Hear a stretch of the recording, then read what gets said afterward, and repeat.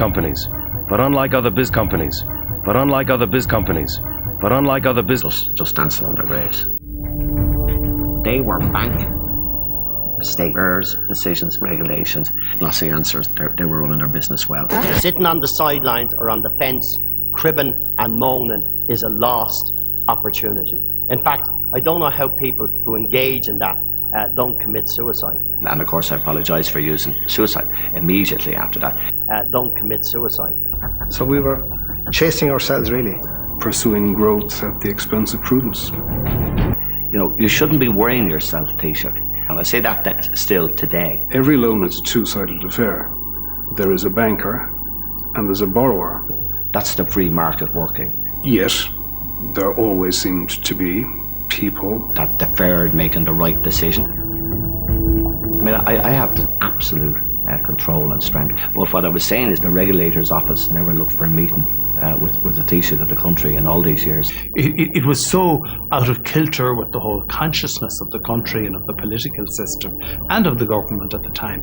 Governments are as good as they are, and their advisors and people who are working with them. What I'm saying is, people, I don't want to see any interference in the property markets. I don't see any.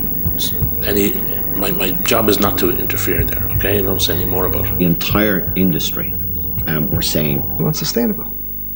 And in other words, was stay quiet, Taoiseach. I don't accept the point at all that was a mistake.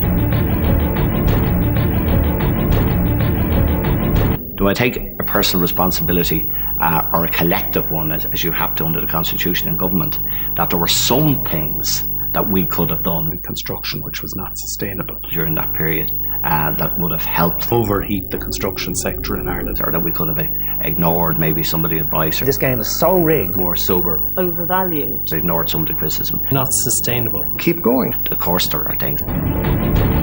Keep going. That's where the recklessness happened in Ireland.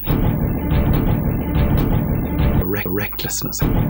We all thought somewhere there were people sitting in an ivory tower figuring out the bigger picture. Governments are there to make long-term decisions, and I don't think I was ever at a cabinet table. That political model that Bertie Ahern evolved is left impaled on a hook when a bank threatens to go bust. If I had my chance again, I would have left it there and taken some of the heat out of it.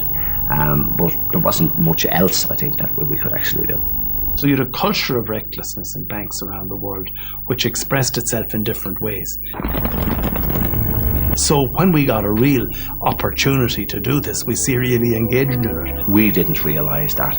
While I was Taoiseach of the country, and many people say, yes, you should have known that, I didn't know that. We serially engaged in it. Scratch. There are some people who clearly didn't know what they were doing. Scratch. When there's no warnings given, governments can make mistakes. Everybody said we're going to see a huge downturn in 2005, linking into 2006. They were entirely wrong.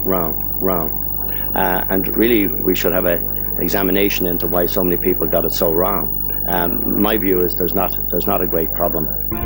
By and large, developers are a very hard-working, grounded group of people who have generally built up their businesses from scratch. There's bank errors, there's bank errors, there's bank errors, culture of recklessness, there's bank errors, there's bank errors, there's bank errors, there's bank errors.